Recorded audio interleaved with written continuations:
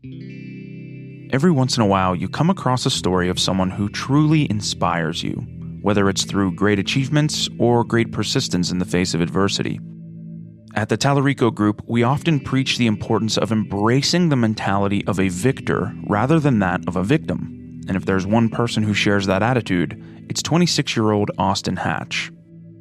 In 2003, Hatch's father was piloting Austin and the rest of his family from their cabin in Michigan to their home in Fort Wayne, Indiana. But tragedy struck due to equipment failure, and the 6-seater airplane crashed, taking the lives of Austin's sister, his brother, and his mother.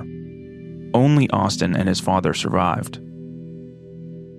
For some, the suffering involved with losing your family in a plane crash would be cause for hopelessness. But Austin and his father found strength in their own survival and gratitude for being able to walk away from the wreckage. Unfortunately, Austin's story of heartbreak didn't end in 2003. 8 years later, on June 24, 2011, just 9 days after making a commitment to play basketball for the Michigan Wolverines, he and his father boarded another plane with Austin's stepmother, Kimberly Neal. This plane crashed, claiming both his father and stepmother, and leaving Austin in a coma for 8 weeks. Austin's story could have been one of tragedy and sorrow, but instead, he chose to make it one of dedication, optimism, and grit. Despite numerous broken bones, a traumatic brain injury, and the loss of his family, Austin fought to return to basketball against all odds. Today, we're honored and privileged to speak with Austin about his journey and his attitude that's helped him make it through adversity, and we're truly inspired by his accomplishments. Welcome to the Total Growth Podcast.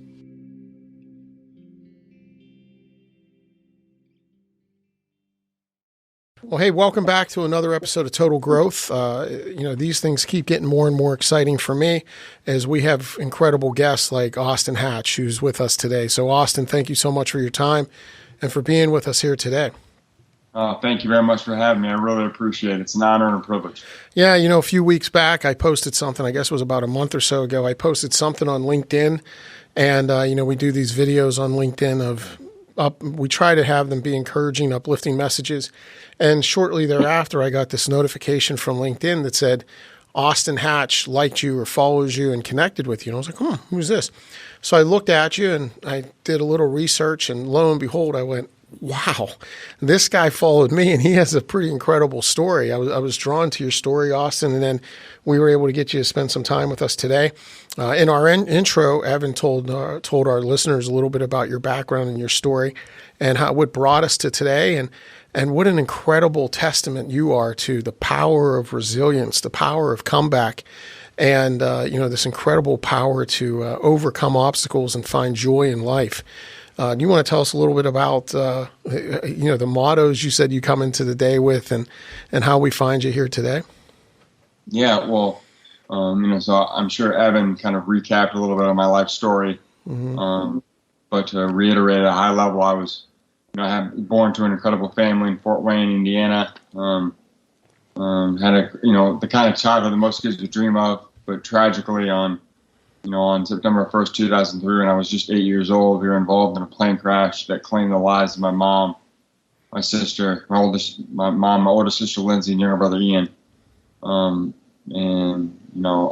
dad and I, it was extremely tough to keep moving forward, but we did. And my dad set an example for me, and so we kept moving forward and found a way to keep living in their honor. And eventually, my dad was remarried, and we had a great blended family, but then, I committed to Michigan. I accepted a scholarship to play in Michigan on June 15th, 2011, from Coach Beeline. He offered me to play, which was an honor, and I look forward to a great career at Michigan, hopefully. But then, 9 days later, tragically, I was involved in another plane crash that claimed the lives of my dad and second mom, and left me, in a coma for about 2.5 months. And I just looked at that. I looked at those circumstances, and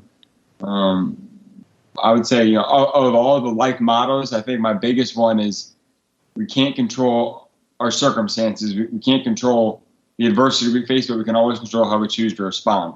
right? Mm-hmm. Because everyone listening to this today is facing something. Everyone in the world is dealing. Out of this, whatever, there's 8 billion people. I think they say 8 billion now. Mm-hmm. All 8 billion of those people are facing something, or 7 billion, whatever the number is. Everyone in the world is facing something. That's right. There's a lot of pain. No one has control over that, but we can all control how we choose to respond to it. Yeah, I love that. And I love how you, when I was watching your story, the ESPN, which Evan linked to the podcast here, when I was watching that, Coach Beeline said how he was shocked when he would communicate with you, how you shared with him, look, I'm blessed. I've had 2 bad days in my life. And it's unbelievable to me how you have that perspective and how few people would. That motivated me. I love that view that you have of the world, that you've had really 2 bad days in life and the rest of it's been pretty blessed. Yeah, no, absolutely. And, 2 bad days, that's not to say there haven't been tough days, on the road to recovery and dealing with all the losses and everything that I've had to deal with, which is, it's terrible that I've had to deal with that. But I can't let 2 bad days outshine all the other good ones. Mm-hmm. Because, this may or may not be appropriate to say, but I think out of the 7 or 8 billion people in the world, whatever the number is, like, I've got a pretty good life, and that's not arrogant. I'm just saying I'm blessed. I've been through some terrible stuff, but I can't let those, as the total coach I can't let 2 bad days outshine all the other great ones. So I got to grow up in America. I got to have an amazing childhood, go to school, get a great education, go to Michigan, be on the team for 4 years. Now I'm married to the girl of my dreams. I'm sure, like yourself, I outkicked my coverage big time. And, it's like, I don't know how my life could be better. So God bless you. I loved listening to part of that story where you talk about when your trainer talked about your rehab and when he was working with you, and he recalled the first day he met you, and you looked at him and you said, "You ready to be part of a miracle?" And I thought that was awesome, because I think every day, you reference the 8 billion people in the world who have something going on. There's plenty of pain in this world. But when you wake up every day and, imagine what this world could be like and the impact we can have on people's lives. If we looked in the mirror every day and asked ourselves, you ready to be part of a miracle? Because every day is a miracle, right? It's a miracle we're alive. But, think about that. If everybody could look in the mirror and say to themselves, are you ready to be part of a miracle today? And then went out and lived to be a blessing in others' lives, like Coach Beeline said you have been for them in that program and that team, how great would this world be? No, I think that one thing I realized early on in my road to recovery was that it wasn't only about me.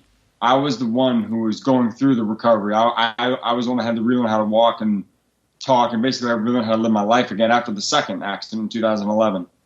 But the way I responded to it, I realized early on, it impacted everyone around me.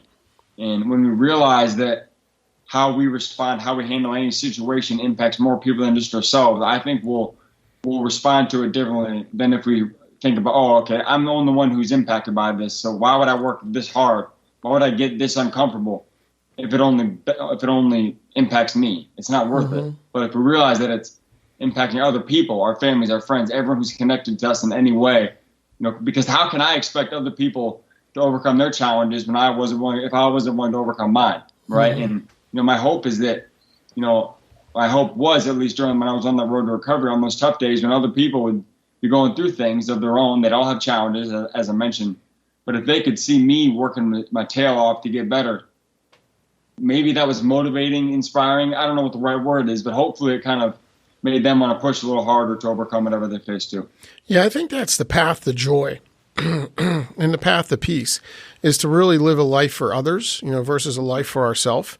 Mm-hmm. And I noticed the people that are the happiest, the people that are most joy-filled, are those individuals that are living a life that is geared or focused towards others in some type of servant manner, or at least having others in mind. And I think you're a living example of that, because you're not living for yourself now or only. Yeah. I think that, so I was fortunate to I moved. So after the accident, for my year of prep school, if you will, before I went to Michigan, I went out to California to live with my aunt and uncle. They live in Pasadena. But I went to Loyola High School in downtown LA, about a mile from the Staples Center. Mm. And one of Loyola's things is they pride themselves on, being men for others, right? That's like kind of one of their mantras, their doctrines, their core beliefs. And, if we, like you said, if we could all actually think about that, like being men and women for and with others, that's their thing, for raising men, because it was an all-boys school, raising men for and developing men for and with others. If we can have people who are, thinking about other people first, rather than just thinking about how does this serve me, what can I gain from this? It's like in sports, it's like, it doesn't matter what I gain, it matters what the team gains. It's like, if this feeling, one of the things I talk about when I speak actually is about the team first mentality. Thinking about the we before the me, thinking about, how can I serve my teammates? How can I make a rising tide lift all boats, right? If I can fill my role 1% better, that's going to make the team perform. Maybe if I perform 1% better, it doesn't mean the team performs 1% better, but if I perform better, it'll make the team better in some way. So, yeah, you mentioned grit the other day and the importance of grit to survive. And I love when you reference being a man for others, because I think one of the things our world lacks today is authentic masculinity and authentic femininity. But, I don't think there's anything more beautiful than authentic masculinity and authentic femininity, when men and women are living that vocational call as God created and living how we were created to be. Not fake, right? Authentic masculinity is not machoism. Authentic masculinity is not boastful. Authentic masculinity is living for the other. It's sacrificial love. And you had mentioned to me the other day, as we were having a conversation in preparation for today, about living for others and living a life that would make others proud, specifically your family in heaven. Can you share a little bit about that? Yeah, well, it's, my family was tragically taken from me far too early. Whenever anyone's family is taken, it's too early. But, for me, it was, terribly early or far too early. But they still have an impact on me every day. I still think of them every single day, countless times throughout the day. And I just want to make them proud, because I believe that I'm going to see them again someday. And, I hope that whenever the good Lord calls me home, hopefully that's in, 70 plus years when I'm 95, after I've lived an incredible life, had incredible children, grandchildren, maybe great-grandchildren, not to look too far ahead. Yeah. But, you can tell you're still a young man, by the way, because at your age, I think you're 25. 95 sounds pretty good. I'm 49. Yeah. I don't know how good 95 sounds right now, because, some things are already hurting and aching and creaking, and you wonder if it's now, this is happening at almost 50, what's it going to be like at 95? But I admire your optimism. For your generation, for sure, 95 might be the new 60. Hey, actually, one of the things I also talk about when I speak is our optimism is a competitive advantage. Yep. Right? In any circumstance, right? Because it takes no effort to be negative. There's plenty of negativity to focus on in the world, but choosing to spend that little extra effort to be positive, to be have that growth mindset, and right, and that's contagious. But yeah, I think that there's too many reasons, too much good in the world. There's a lot of negative stuff going on. Trust me. Of course, I realize that, but turn on social media. To be grateful for too. Yeah, turn on social media if you want to see some negativity, right? Yeah, geez, or any news channel at 6, you all get basically the same information, relatively speaking. Being that you're a younger guy, did you ever hear Ronald Reagan's definition of the difference between an optimist and a pessimist? I feel like I have, but remind me. Yeah, so President Reagan said an optimist comes downstairs on Christmas morning and finds a pile of horse manure under the tree and says, "Oh, baby, there's got to be a pony around here somewhere." And gets a little excited about what can be versus focusing on just the pile of manure that's left under the tree. So, Austin, in your story. I love that. Yeah, you can use that one. It's not mine. It's President Reagan's. So that's free to use. So you talked about the importance of grit in life and the importance of grit in helping us overcoming the challenges that you faced and the challenges that we all face every day, given that we're all broken and all have a story. Can you walk us, and you've actually turned the word grit into an acronym that each letter means something for you personally, and this is a great message of your story. Can you walk us through what grit means to you? Yeah, absolutely. So grit's what I realized it was going to take grit to get from a a hospital bed, not being able to walk, to playing for Michigan. And just to clarify, at the age of 18 or 17, was that what you were? 16 when it happened. 16? I committed as a sophomore the summer after right after my sophomore year, June of 2011. Yeah. Just finished my sophomore year a few weeks earlier. Coach Beeline always waits till you have 2 years of academics, 2 years of high school, because he wants to see 2 years of good grades before he offers you. So yeah, and you committed at 16 years old, and then 9 days after signing a letter of intent, you were in a car crash that put you in a coma for 7 weeks, right? Where you essentially had to learn how to walk again, and learn how. And while you were in that coma, there was concern that you'd never be able to speak again, let alone walk again. Yeah. And you fought back from that. A plane crash, tragically. That almost took my life. So yeah, but I mean, it's amazing that you went from being in a coma to a few short years later being on scholarship playing basketball in the Big Ten at the University of Michigan. So how did grit take you from a coma and having to learn how to walk again to the University of Michigan in Ann Arbor? Yeah, well, so I didn't have – I scored a little – I mean, I was on the team for 4 years at Michigan, and I'd like to think I made a good impact. But I scored 1 point in 4 years. And but I guess coming from where I came from, it's, the fact that I almost died, I guess that's, pretty cool. Well, that's also exactly 1 point more than most everybody in the world, right? Yeah. So. Yeah. But yeah, so, it was an honor and a privilege to be a part of the team at Michigan, and I'm so grateful for Coach Beeline and all he's done for me. And the fact that he honored my scholarship, I mean, it's huge. And that's actually something I talk about as well. And I'll get into that in a couple of minutes in the grit message. But so grit to me is 4 letters. The 4 letters represent 4 key components. But I believe that grit is driven by or having a greater purpose for why we do what we do, first and foremost, because I believe if we're working just for ourselves, we're going to eventually hit some form of adversity in life that will probably cause us to give up or give in because we don't have a driving force for why we do what we do. Whatever the driving force is, it's different for everyone in the world, but we need to have something bigger than ourselves, your faith, your family, your friends, your teammates, the organization. Hopefully all of us are somewhat internally driven to be the best that we can be. But I believe when we're driven by a greater purpose, that'll drive us to do what it takes to get the job done. For me, it was, honoring my family in heaven, because they tragically weren't with me, but I knew I had the opportunity to make them proud every single day by how I chose to respond. And still to this day, how I love my wife and how I'll someday, be a father to our kids. And I know I have the opportunity to honor them every single day. So that's my greater purpose. And when you have that greater purpose, I think it'll drive the 4 key components of grit. The G stands for the growth mindset. The growth mindset believes that every setback, every failure, every adversity is really an opportunity. We can grow from anything we experience in life. I firmly believe that. And maybe it's not the event that'll cause us to grow. I don't believe I grew from being in 2 plane crashes, almost losing my life and tragically losing my family. I didn't grow from that, of course, but I do believe I grew from how it forced me to respond, how it forced me to find a way, because, on the road to achieving a goal, it's never going to be a straight line. And a lot of the time, we'll just have to find a way because we have this game plan of how we think things are going to go. And then very rarely, never, will never go 100% according to our game plan. So we'll have to adapt a little bit and shift and, just find a way to get the job done. So I think when we have that growth mindset, we'll look at the adversity we face as an opportunity to grow and get better. The R in grit is the decision to be resilient. The decision to be resilient means we don't focus on the events that happen in our life. We don't focus on the things that happen to us. We focus on how we respond. We control the controllables.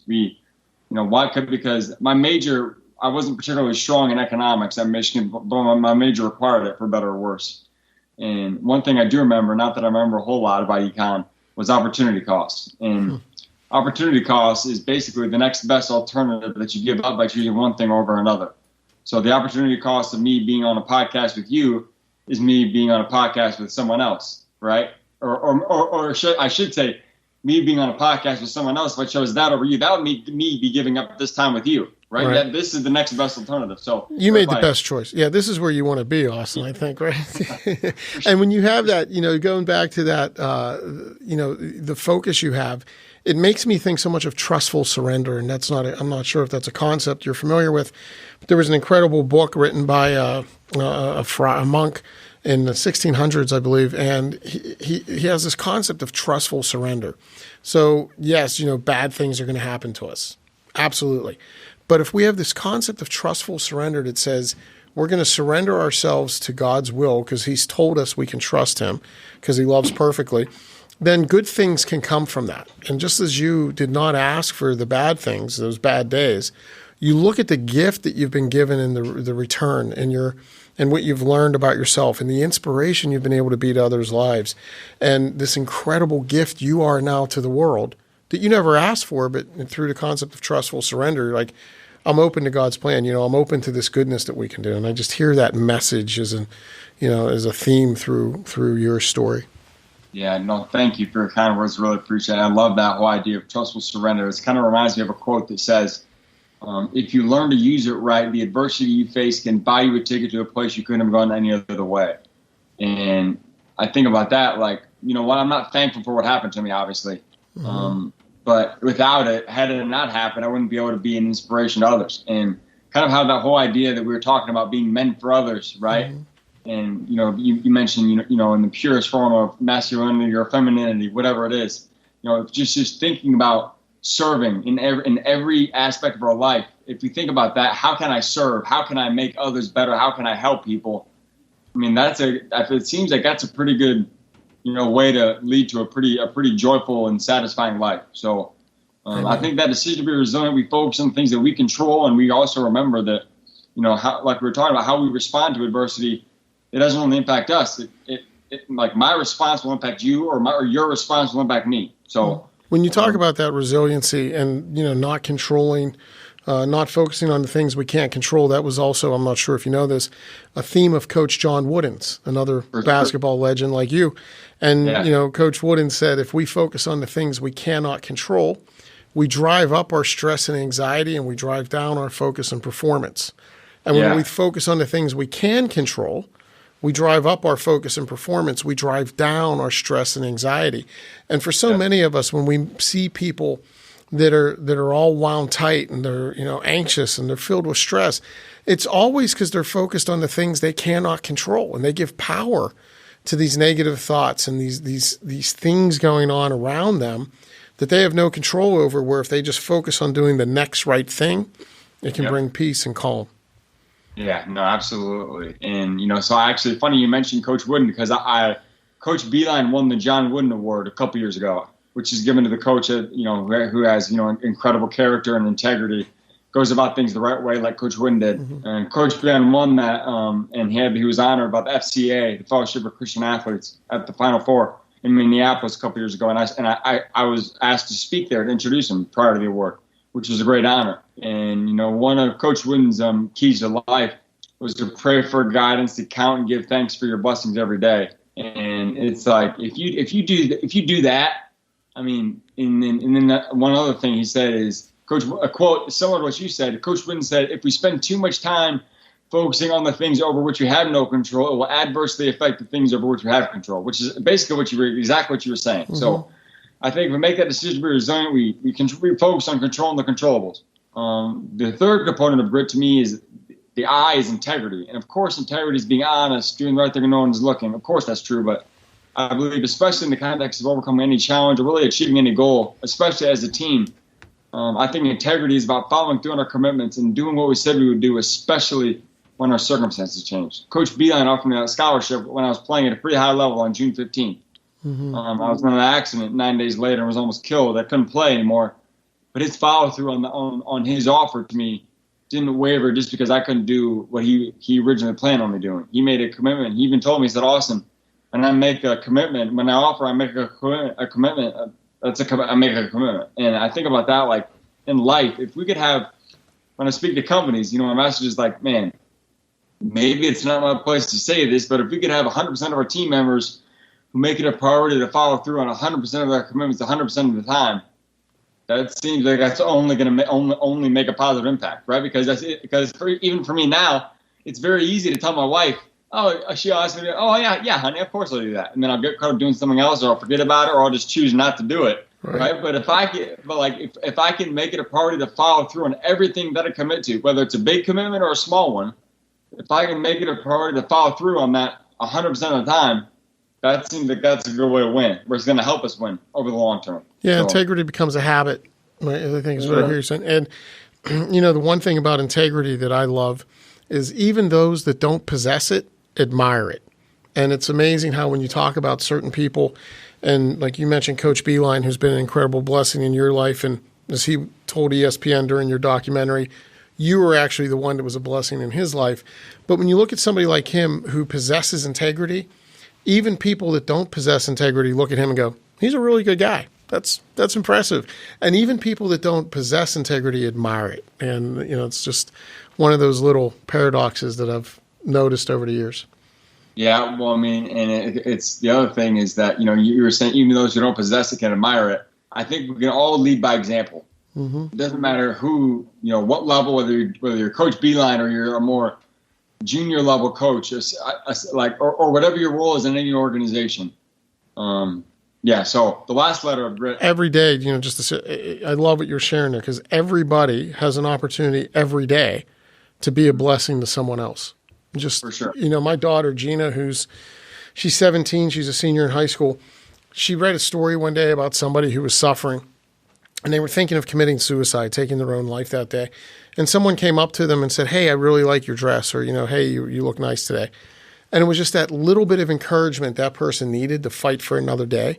And Gina's internalized that and known that to the point where when we're out in public, she looks for people to give compliments to.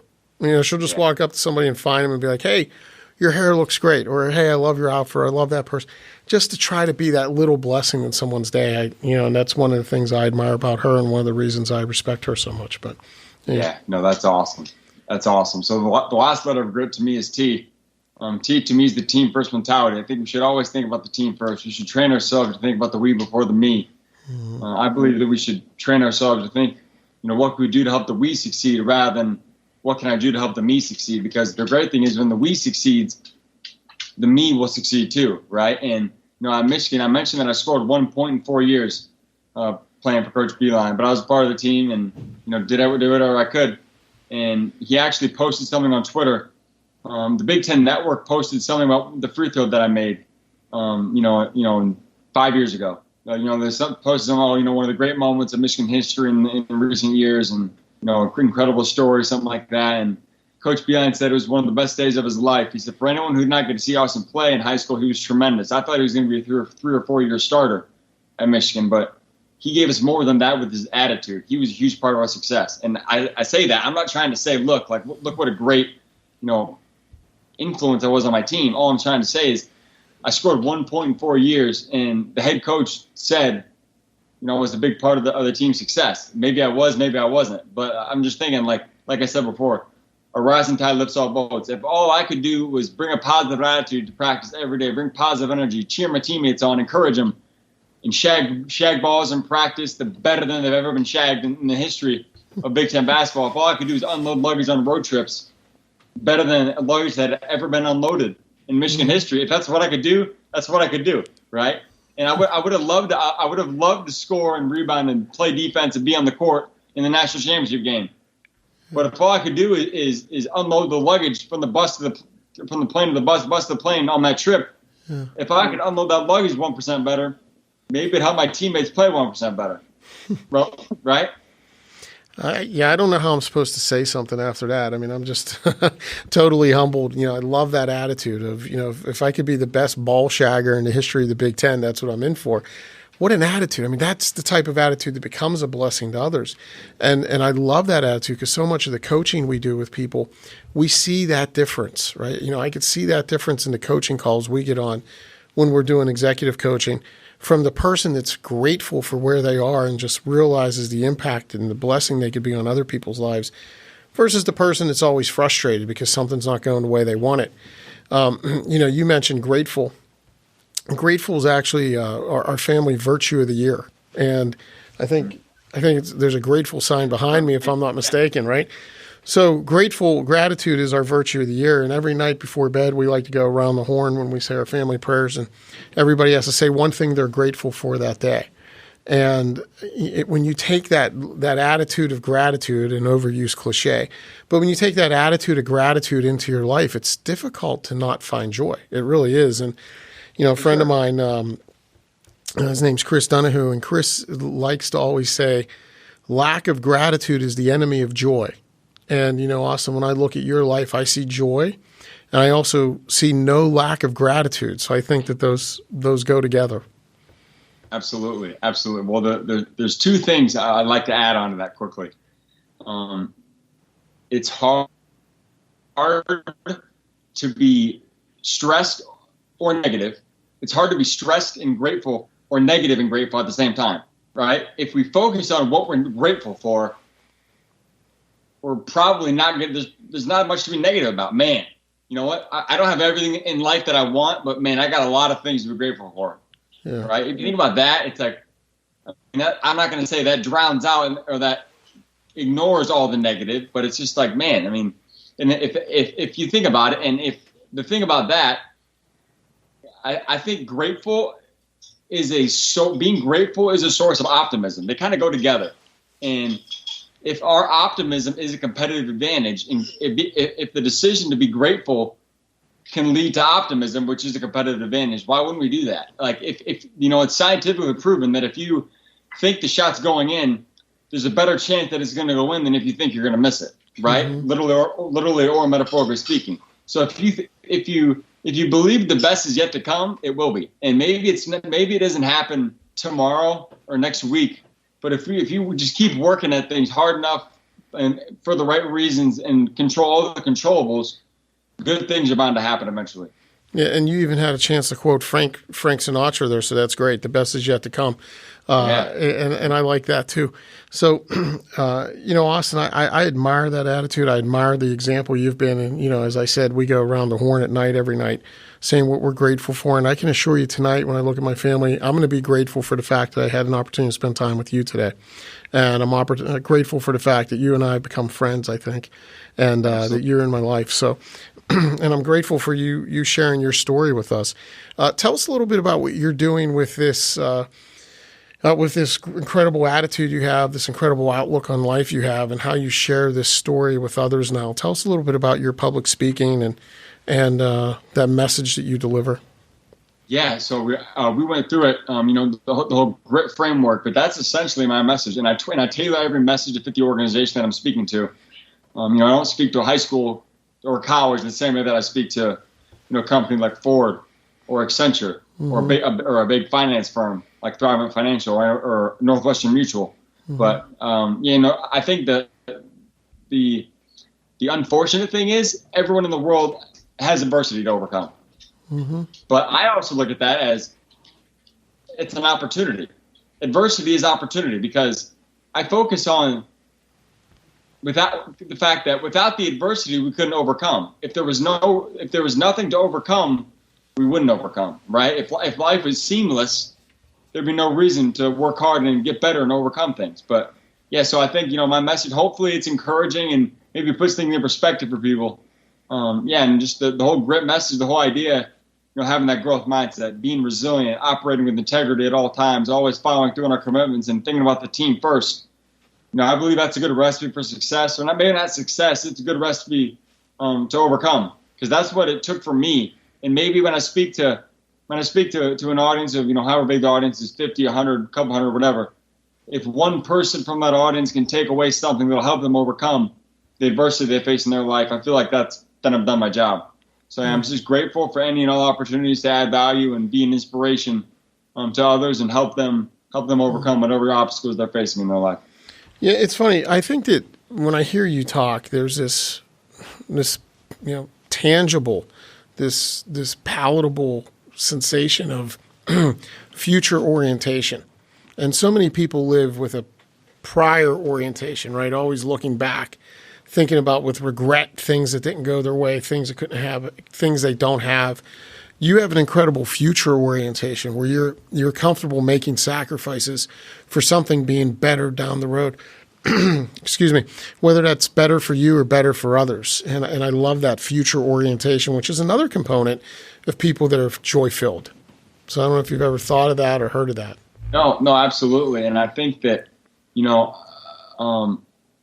I think I try to do something every day that'll help me prepare for where I want to be tomorrow or next week or next month or next year, right? And I think about it this way. when I was playing basketball, something I always tried to remember, and I was working to get better every day. That was and the journey was to be the best basketball player that I could be. That was the goal when I was, when I was in middle school and high school. Something I always remembered is that a quote that says, "There's someone out there working to get better right now, and since I'm not, that person is going to win every time." So if every day that I'm not working at my craft, if I'm not working to get better, to build our business, to build our influence, to expand our reach of the message, every day that I'm not doing that, that's a day that I actually get worse, because I believe progress is relative to where we currently are, right? And so staying the same is actually getting worse, in my opinion.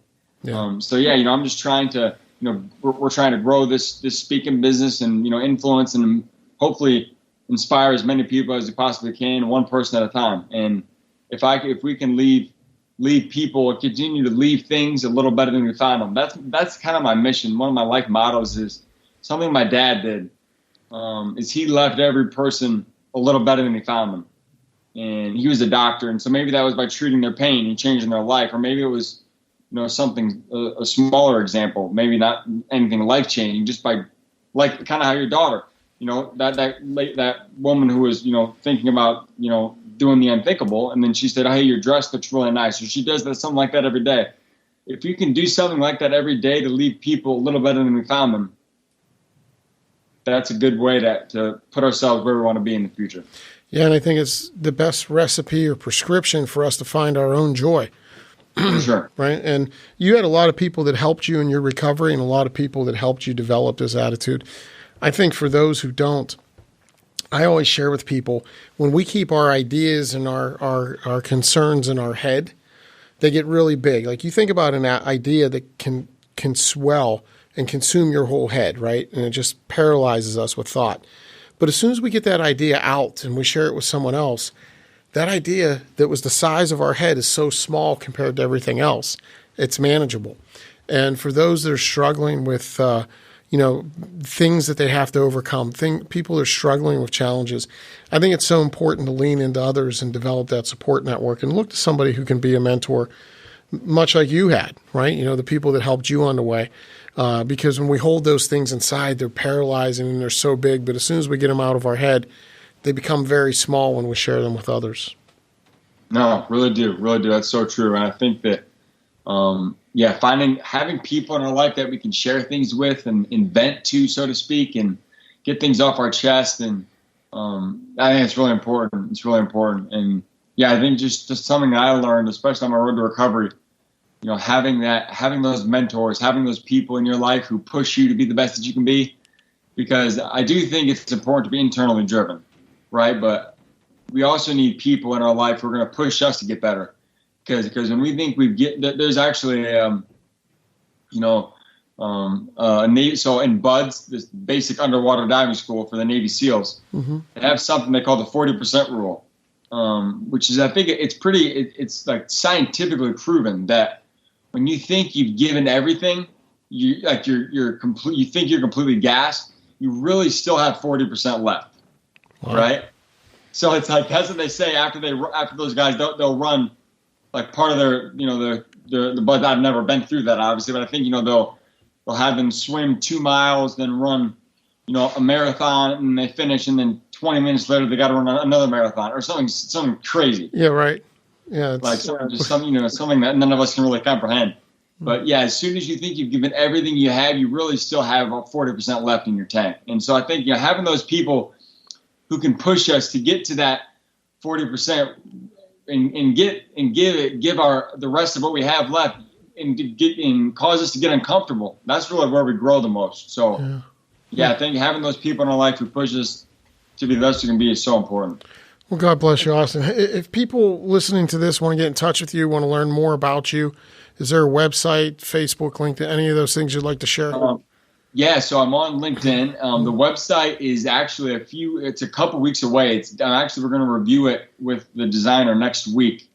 Hopefully, and I think it looks like it's going to be pretty good, and it'll have a lot of good information. And that URL, which will be live, and I think in about a week, is austin-hatch.com.